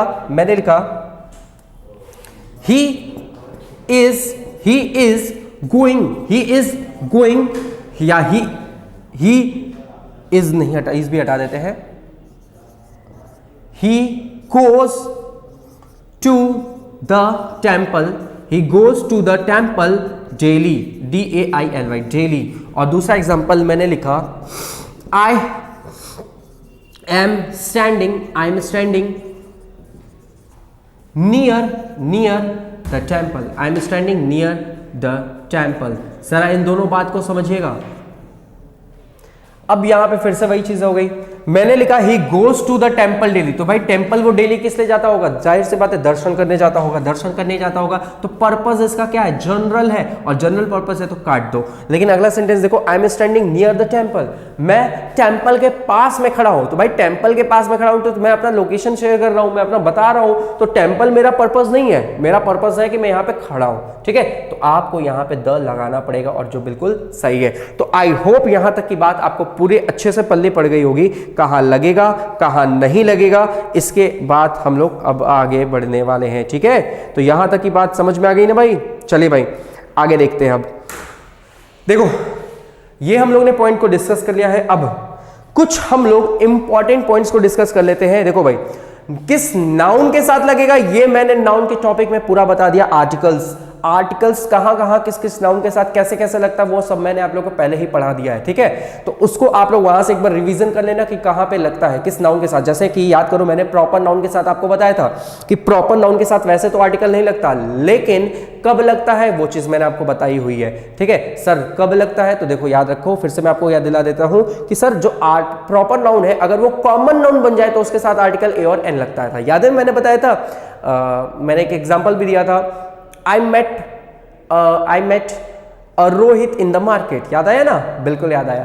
तो I met Rohit in the market. ठीक है, उसके अलावा मैंने आपको क्या और एग्जांपल दिया था? फिर मैंने आपको बताया था कि जब दो नाउन के बीच में कंपैरिजन हो, जब एक नाउन को दूसरे नाउन से कंपैरिजन किया जाता है तो जो दूसरा नाउन होता है जिससे हम कंपैरिजन करते हैं उसके साथ आर्टिकल द लगाते हैं। जैसे मैंने आपको एग्जाम्पल दिया था, Kalidas is the Shakespeare of India, ये मैंने आपको एग्जाम्पल दिया था, तो आपको ये भी याद होगा कि वहां पे द लगता है। ठीक है, चलो इसके अलावा मैंने थर्ड पॉइंट वहां पे प्रॉपर नाउन में एक और बात बताई थी कि जब किसी एक इंसान के अंदर एक दूसरा पर्सन की भावना हो उसके लिए भी हम आर्टिकल यूज करते हैं। The mother in him, in her, the mother in her, उसके अंदर की मां, है ना, उसके अंदर की मां ने उस बच्चे को रोता हुआ देख के उसको चुप करा दिया। तो ये चीज मैंने आपको एग्जांपल के माध्यम से बता दिया था। फिर मैंने बताया कॉमन नाउन के साथ ए और एन तो दोनों लगता है, मैंने आपको बताया। फिर मैंने आपको बताया मटेरियल और अनकाउंटेबल नाउन के बारे में मैंने आपको बताया था कि ये अगर जनरल सेंस में यूज हो रहा है तो कोई आर्टिकल नहीं, लेकिन अगर स्पेसिफिक तौर पर यूज हो रहा है तो आर्टिकल लगता है। तो इन शॉर्ट ये कॉमन नाउन ही अनकाउंटेबल नाउन ही था। तो मैंने आपको एक चीज बताई थी कि आपका अनकाउंटेबल नाउन के साथ वैसे तो कोई आर्टिकल नहीं लगता, आर्टिकल नहीं लगता अनकाउंटेबल नाउन के साथ, लेकिन आर्टिकल द लगता है अनकाउंटेबल नाउन के साथ। लेकिन कब लगता है? जब वह जनरल सेंस में न यूज हो। यहां पे आपका ये जनरल सेंस में यूज हो रहा है तो कोई आर्टिकल नहीं लगेगा। लेकिन अगर यही अनकाउंटेबल नाउन आपका स्पेसिफिक तौर पे यूज हो रहा हो, स्पेसिफिक तौर पे यूज हो रहा हो तो आर्टिकल द लगेगा। और स्पेसिफिक तौर पे होने के लिए आपको यहां पे क्या दिखेगा? एक यहां पे प्रीपोजिशन दिखेगा, प्रीपोजिशन दिखेगा, और उस प्रीपोजिशन का ऑब्जेक्ट यानी कि कोई ना कोई नाउन दिखेगा। तो आपको याद रखना कि ये सारा इंफॉर्मेशन किसके लिए लिखा गया? इस अनकाउंटेबल नाउन के लिए लिखा गया। और अगर अनकाउंटेबल नाउन के लिए लिखा गया, अनकाउंटेबल नाउन कैसा हो गया? स्पेसिफिक, तो आर्टिकल द लग जाएगा। तो हमने ये पॉइंट देखा था, याद है? मैंने बोला gold is a precious metal, तो कोई आर्टिकल नहीं। लेकिन जब मैं बोलूं the gold of south Africa is very famous, तो वहां पे आपने आर्टिकल द लगाया था, है ना? तो ये सारी चीजें हम लोग ने पढ़ लिया था, ठीक है। चलो अब मैं जो शुरुआत करने जा रहा हूं वो आर्टिकल का हम लोग यूज करने जा रहे हैं इन एडजेक्टिव्स। एडजेक्टिव में भी पढ़ोगे, लेकिन आपको मैं यहां पे भी पढ़ा देता हूं, ठीक है। चलो 1 मिनट इसको बंद करिए, तो फिर 5 मिनट में हम शुरू करते हैं रिकॉर्डिंग। चलिए भाई फिर से चलिए शुरुआत कर लेते हैं। हम लोग ने 17 पॉइंट्स पढ़ लिया डेफिनेट आर्टिकल का। अब हम लोग 18वें पे आ जाते हैं, और 18वां पॉइंट को थोड़ा सा डिटेल में पढ़िएगा, क्योंकि भाई ये देखो, अच्छा हाँ एक बात और, ये 18वां पॉइंट आपको एडजेक्टिव टॉपिक में भी मिल जाएगा, तो आपके लिए ये बल्ले बल्ले वाली टॉपिक है। तो आर्टिकल्स इन एडजेक्टिव, आर्टिकल्स इन एडजेक्टिव, इन एडजेक्टिव। देखिए भाई अब 18वां पॉइंट को ध्यान से समझना। अब इसमें मैं सब पॉइंट्स के अंतर्गत लेते हुए चलूंगा। ए पॉइंट, चलो अब जो ए पॉइंट है वो क्या है? देखो कहीं पे भी आपको एडजेक्टिव दिखाई दे, और वो एडजेक्टिव, और वो उस एडजेक्टिव के पहले आपको दिख जाए आर्टिकल द, तो याद रखना ये पूरे के पूरे समूह को डिनोट कर लेता है। उस एडजेक्टिव वाले पूरे के पूरे समूह को डिनोट कर लेता है। ये बात को आपको याद रखिएगा, ठीक है। ये आपका प्लूरल हो जाता है, प्लूरल नाउन बन जाता है। ये एडजेक्टिव आपका नाउन बन जाता है, और प्लूरल नाउन है तो भाई प्लूरल वर्ब लगेगा, प्लूरल वर्ब लगेगा। अब इस बात को समझिएगा, मैंने लिखा आपके सामने एक एग्जाम्पल आपके सामने मैंने ले लिया। मैंने लिखा Ram is a brave soldier, Ram is a brave soldier, Ram is a brave soldier, Ram is a brave soldier. तो भाई सोल्जर हो गया नाउन, सिंगुलर काउंटेबल नाउन, और सिंगुलर काउंटेबल नाउन के लिए आर्टिकल आता है, और उसके पहले ब्रेव लिखा है, तो ब्रेव क्या है? एडजेक्टिव है। तो याद रखिए ये चीजें हो गई, ठीक। अब उसके बाद मैंने एग्जांपल ले लिया दूसरा, मैंने लिखा ब्रेव, सिर्फ शुरुआत कर दी मैंने ब्रेव से। और ब्रेव आपको पता है सर सेंटेंस की शुरुआत सब्जेक्ट से होती है, सब्जेक्ट बनता है नाउन या प्रोनाउन से, तो भाई यहां पे मुझे इसको नाउन बनाना पड़ेगा। मैंने लिखा brave is are always, always respected, respected. तो भाई सेंटेंस की शुरुआत ब्रेव कर रहा है, ब्रेव एडजेक्टिव है, देखो यहां एडजेक्टिव है, लेकिन यहां पे मुझे भाई सब्जेक्ट बन गया, ये पार्ट हमारा सब्जेक्ट बन गया। सब्जेक्ट बनने के लिए नाउन होना चाहिए, अब मुझे इसको नाउन बनाना पड़ेगा। तो नाउन बनाने के लिए देखो भाई है तो एडजेक्टिव, लेकिन काम यहां पे कर रहा है नाउन का, तो नाउन बनाने के लिए मुझे इसके पहले आर्टिकल द लगाना पड़ेगा। अब ये द ब्रेव क्या हो गया सर? अब ये द ब्रेव प्लूरल सब्जेक्ट हो गया। क्यों? यहां पे द ब्रेव का अर्थ है हर वह इंसान जो कि ब्रेव है, बहादुर है, तो ये प्लूरल हो गया, और प्लूरल हो गया तो प्लूरल के हिसाब से आर, ठीक है। The brave are always respected. The beautiful, beautiful adjective है, लेकिन मैं बोलूं the beautiful is always pampered, नहीं, the beautiful are always pampered. तो ये हो गया एडजेक्टिव का फर्स्ट पॉइंट। तो कहीं में भी एडजेक्टिव दिखाई दे और वो सब्जेक्ट के स्थान पे हो तो उसके पहले आर्टिकल द मत लगाना भूलना, ठीक है। क्वेश्चन आया हुआ है ऐसा, और द के साथ साथ प्लूरल वर्ब भी लगेगा, क्योंकि वो प्लूरल चीजों को रिप्रेजेंट करता है। चलो भाई बी पॉइंट देखो, अपना एडजेक्टिव में ही बी पॉइंट्स को हम लोग देख लेते हैं। सर बी पॉइंट क्या है? देखो बी पॉइंट हमको ये देखना है कि एडजेक्टिव हमारा एक होता है कंपैरिजन बिटवीन, कंपैरिजन एक आप लोग पढ़ना एडजेक्टिव में तो वहां पे पढ़ोगे comparison between, between two, comparison between two. अब टू क्या? टू सेंटेंसेस, टू सेंटेंसेस कह लो या क्लॉजेस कह लो, टू क्लॉजेस, CLAUSES, दो क्लॉजेस के बीच में कंपैरिजन हो रहा हो तो क्या करेंगे? जैसे कि मैंने एक एग्जांपल आपके सामने लिखा, high you go, high you go, you go, cold it is, cold it is, cold it is. ये एक सेंटेंस है। ठीक है। अब देखो जितना हिंदी में कहते हैं जितना ऊपर तुम जाओगे उतना ठंडा बढ़ेगा। तो भाई एक बात बताना, ये दोनों वाक्य एक दूसरे के ऊपर क्या है, निर्भर करते हैं ना। तो इन दोनों में जब हम कंपैरिजन करते हैं, जितना ऊपर जाएंगे जितना ठंडा बढ़ेगा, जब इन दोनों में तुलना करेंगे तो भाई पहली बात इन दोनों में कंपैरिजन हो रहा है तो सर यहाँ पे पॉजिटिव डिग्री, हाई क्या है पॉजिटिव डिग्री, तो पॉजिटिव डिग्री नहीं आएगा, इसलिए मैंने यहाँ पे हाई नहीं लिखा, मैंने लिखा higher you go colder it is. Cold क्या है, जितना ऊपर जाओगे उतना ठंडा बढ़ेगा, तो higher you go colder it is. लेकिन एक बात बताना, इस वाक्य का तुलना मैं सिर्फ इसी से कर सकता हूं, ये इस वाक्य का तुलना मैं सिर्फ इसी से कर सकता हूं। तो भाई इसका इससे कर सकता हूं, तो भाई ये तो आपस में क्या हुआ, डेफिनेट हुए और डेफिनेट हुए। तो इस कंपैरेटिव डिग्री के पहले मेरे को आर्टिकल द लिखना पड़ेगा और इस कंपैरेटिव डिग्री के भी पहले मेरे को आर्टिकल क्या लिखना पड़ेगा, द लिखना पड़ेगा। तो आपको ऐसा स्ट्रक्चर जरूर दिखने को दिख जाएगा कंपैरिजन बिटवीन टू क्लॉजेस में, ठीक है। तो याद रखिएगा, the higher you go the colder it is, ये होता है एग्जैक्ट सेंटेंस।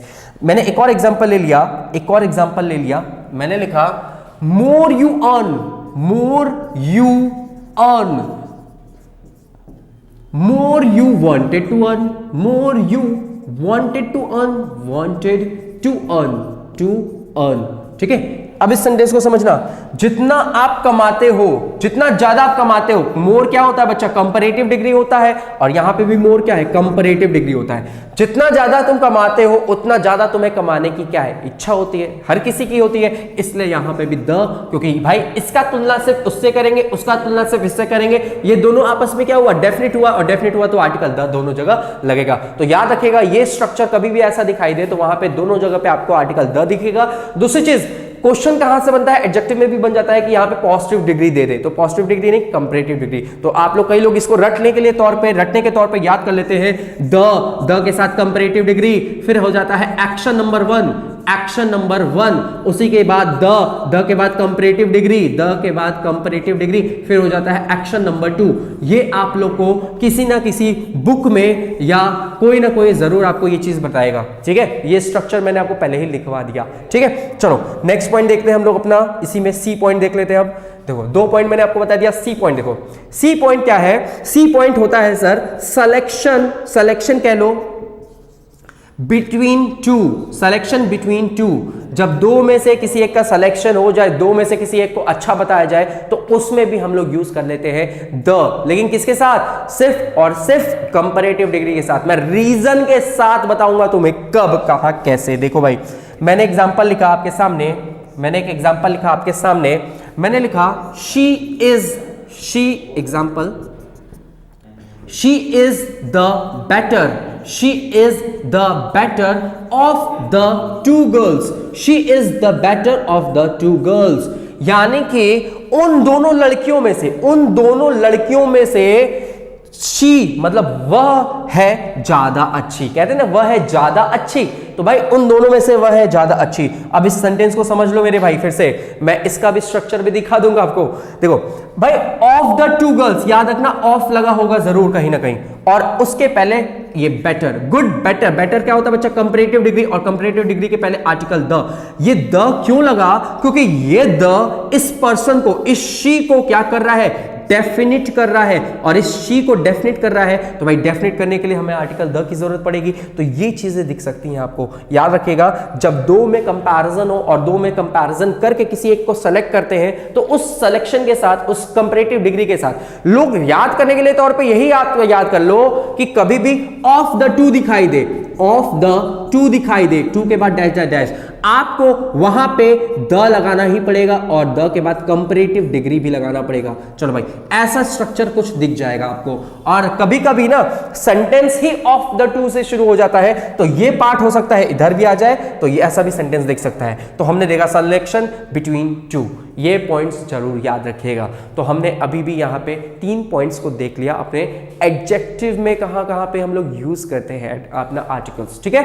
चलो भाई, एक डी पॉइंट हम लोग पढ़ लेते हैं। डी पॉइंट क्या है सर, डी पॉइंट भी आपका सबसे इजी है। क्यों, क्योंकि सर यहाँ पे आप लोग ये जानते हो, आप लोग डी पॉइंट अच्छे से जानते हो। क्यों, देखो हमने पॉजिटिव डिग्री में सीख लिया। देखो भाई, मैंने आपको आर्टिकल्स कहां लगा, देखो भाई, ये पॉजिटिव डिग्री, याद रखिए ना, ये एडजेक्टिव आपका पॉजिटिव डिग्री का एडजेक्टिव होगा।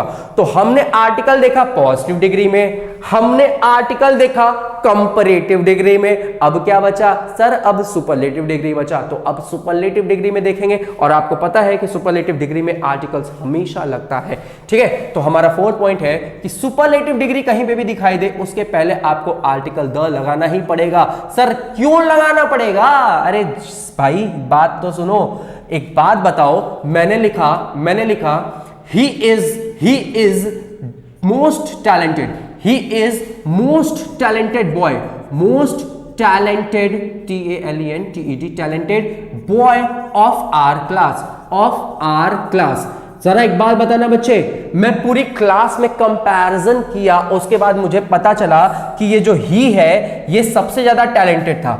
ही जो है ये सबसे ज्यादा टैलेंटेड क्या था? बॉय था। तो बॉय हो गया ये आपका नाउन, और टैलेंटेड क्या हो गया आपका एडजेक्टिव, और मोस्ट ने इसको क्या बना दिया? सुपरलेटिव डिग्री का, और इसलिए ये बॉय सबसे ज्यादा टैलेंटेड हो गया। तो भाई एक बात बताओ, ये बॉय अपने में एक यूनिक हो गया, अपने में एक डेफिनेट हो गया, और डेफिनेट हो गया तो मुझे क्या लगाना पड़ता है? द। इसीलिए कहते हैं द लगता है किसके साथ? सुपरलेटिव डिग्री के साथ। लेकिन क्यों लगता है? क्योंकि भाई डेफिनेट हो गया ना, वो बच्चा डेफिनेट हो गया, और जो भी डेफिनेट हो जाए उसके साथ डेफिनेट आर्टिकल द लगता है। हम सबको पता है ये बात, ठीक है। इसीलिए यहां पे द लगता है, याद रखिएगा। सुपरलेटिव डिग्री के पहले आपको द लगाना ही पड़ेगा। ये था हम लोग का सुपरलेटिव डिग्री का पॉइंट, ठीक है। तो आई होप यहां तक की बात आप सबको समझ में आ गई होगी कि कहां पे लगेगा कहां नहीं लगेगा। चलो भाई, इसके अलावा आर्टिकल जो द है वो हमारे कुछ और पॉइंट्स में भी लग जाते हैं। उन पॉइंट्स को देख लेते हैं हम लोग। जैसे कि हमारा जो अपने में यूनिक हो, जैसे कि हमारा हो गया द यूनिवर्स, द ऑलमाइटी, ये सब याद रखिएगा आपका। मैंने बोला द यूनिवर्स, द ऑलमाइटी, इन सब के साथ लगेगा, ठीक है। ऑलमाइटी, ठीक है, यूनिवर्स, द, और भी बहुत सारी चीजें जो अपने में इकलौती हो, उसका कोई द गैलेक्सी, हालांकि गैलेक्सी तो बहुत सारी हैं इसलिए द गैलेक्सी मत बोलो, लेकिन द यूनिवर्स हो गया, ठीक है, जो अपने में इकलौती हो, यूनिक हो, उन सब के साथ भी अपना आर्टिकल द लग जाएगा, ठीक है। इसके अलावा कुछ और पॉइंट्स हैं जिनको आप लोगों को पता होना चाहिए। जैसे मैंने लिखा ऑल, और एक शब्द होता है बोथ। याद रखना, ऑल और ये बोथ, इन सब के साथ, इन दोनों के साथ आपको एक आर्टिकल द लगाना पड़ेगा, और उसके बाद लगाना पड़ेगा प्लूरल नाउन। लेकिन ये कब लगाना पड़ेगा? जब ये ऑल और बोथ कैसे काम कर रहे हो? सर ये बात काम कर रहे हो एडजेक्टिव के तरीके से। All the boys, both the boys, ठीक है। तो अगर कभी भी ऑल और बोथ के बाद कोई प्लूरल नाउन, हालांकि प्लूरल नाउन ही आएगा क्योंकि ये दोनों दो से ज्यादा की बात कर रहा है, तो प्लूरल नाउन ही आएगा। तो प्लूरल नाउन आ रहा है तो उनके पहले आपको आर्टिकल द लगाना पड़ेगा। समझ में आ रही बात, ठीक है। चलो ये बात याद रखिएगा, ठीक। लेकिन ऑल और ये बोथ, ये सिर्फ एडजेक्टिव नहीं होते हैं सर, ये एक और चीज भी होता है जिसको आप लोग कहते हो प्रोनाउन। ये ऑल और ये बोथ प्रोनाउंस भी होते हैं, लेकिन अगर ये प्रोनाउंस होते हैं तो भाई इसके साथ फिर नाउन तो आएगा नहीं, और नाउन नहीं आएगा तो फिर आर्टिकल द भी नहीं आएगा। तो याद रखना कि ऑल और बोथ अगर प्रोनाउन के तरीके से काम कर रहा है तो इनके साथ आर्टिकल द नहीं लगेगा, लेकिन अगर ये एडजेक्टिव के तरीके से काम कर रहा है यानी इसके साथ नाउन मौजूद है तो फिर आपको आर्टिकल द लगाना पड़ेगा, ठीक है। एक लास्ट पॉइंट बचा है, उस पॉइंट को भी हम लोग डिस्कस कर लेते हैं और फिर आज यहीं पे हम लोग का आर्टिकल टॉपिक भी खत्म होता है।